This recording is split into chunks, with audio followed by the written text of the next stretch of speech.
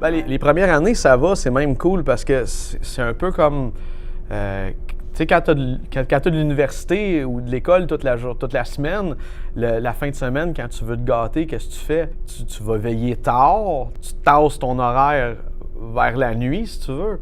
Fait que rendu à 3 h du matin, toi, t'es sur le même beat que le reste de ta semaine. Fait que t'es même pas fatigué, ça va bien. Fait que ça, c'est un avantage, c'est le fun. C'est mettons que j'allais à l'école le vendredi du jour, le soir, je revenais, j'essayais d'aller me coucher vers 7 h jusqu'à 10 h 30. Là, je me levais pour aller me préparer. Donc, j'essayais de dormir un peu avant d'aller. J'allais me chercher un café, puis là, j'allais commencer ma nuit. Après ça, après la première nuit, là, c'est plus facile. Là, je me couchais dans le jour. Mais j'avais de la misère aussi à me coucher dans le jour. Je dormais très mal le jour. Tu sais, avec la lumière, même si tu fermes les rideaux, même si, tu sais, il y a quand même la lumière qui passe. Puis ce que j'aimais aussi, c'est qu'en général, tu peux souper avec ta famille, ce que le quart de soir t'offre pas. Donc, je sais que j'ai une amie qui est une mère de famille, elle a deux jeunes enfants. Pour elle, travailler 2 jours, c'est trop intense. Elle arrivait, puis là, c'était trop à la course pour elle. Puis le soir, sinon, elle ne voyait pas ses enfants parce qu'elle était à l'école le jour ou à la garderie. Donc, elle, le quart de nuit, pour elle, c'est le meilleur pour sa vie de famille. Peu importe comment tu arranges ton horaire, tu vas toujours être à l'envers de tout le monde.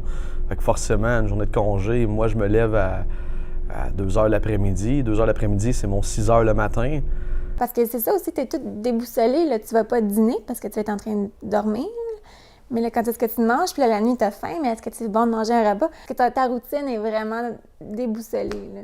T'es comme entre deux, c'est comme si tu gardais ton horaire de nuit, donc tu es encore réveillé, mais tu as également comme ton horaire de jour qui veut rentrer dedans, donc tu n'as pas nécessairement faim, c'est difficile de trouver des temps pour manger, avoir des repas réguliers et faire tes tâches de tous les jours, parce que souvent à minuit le soir, qu'est-ce que tu as le goût de faire? T'asseoir puis rien faire, parce que c'est minuit, tu sais, évidemment.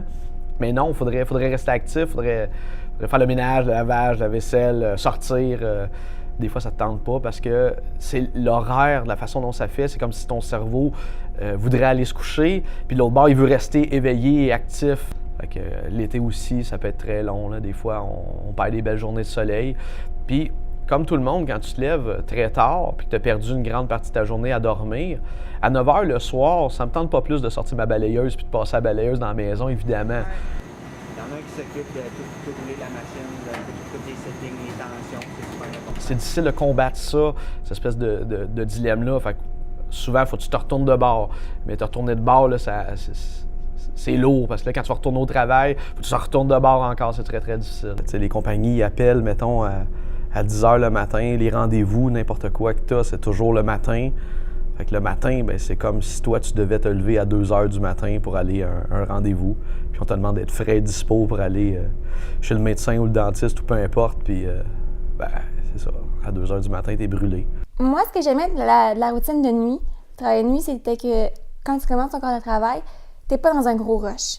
Quand tu commences le matin ou le soir, tu commences les signes vitaux, il faut que tu ailles voir tout le monde, tu évalues tout le monde. Là, la nuit, c'est différent. C'est ça. Tu t'assures que tout le monde est correct, mais c'est plus vers 5 h du matin que là, ton rush commence. Ceux qui ont une facilité à gérer le travail de nuit, il y a quand même des avantages. Tu n'as pas besoin de te lever à 6 h le matin. Tu es souvent pas dans le trafic, évidemment, vu que tu n'es pas aux mêmes heures que les autres. C'est sûr que le trafic, ça devient quelque chose qui n'est plus vraiment un problème dans la majorité des cas. Mais au fil des années, ça te rattrape. Puis à un moment donné ou à un autre, ton corps, il te le rappelle que, oups, là, tu te lèves tout le temps tard, fait que ton sommeil, il prend toujours une débarque, là. Toujours.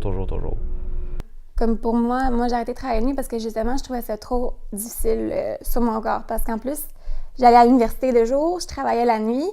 Même si c'était juste la fin de semaine, c'est tout le temps de changer de beat, puis c'est vraiment pas facile. Puis je commençais à être un petit peu grumpy, là, un petit peu de mauvaise humeur. Donc là, après la 3e nuit, j'étais plus irritable. 4e nuit, là, ouf, là c'était moins drôle. Le sommeil finit par te rattraper à un moment donné ou à un autre, parce que si tu veux une vie normale, tu veux être capable d'avoir des rendez-vous, voir ta famille, voir tes amis, à un moment donné ou à un autre, quand tu te lèves à 4 h l'après-midi parce que tu as fini à 7 h le matin, ben tu es fatigué à 4 h le matin. Puis à un moment donné, tu rentres dans une espèce de cercle, puis là, tu rattrapes pas ton sommeil, là, tu arrives à jamais voir le soleil. Puis ça, c'est un autre facteur aussi, s'il y a certains gens qui sont un petit peu touchés par le manque de soleil l'hiver, ben, nous, on le voit pas du tout.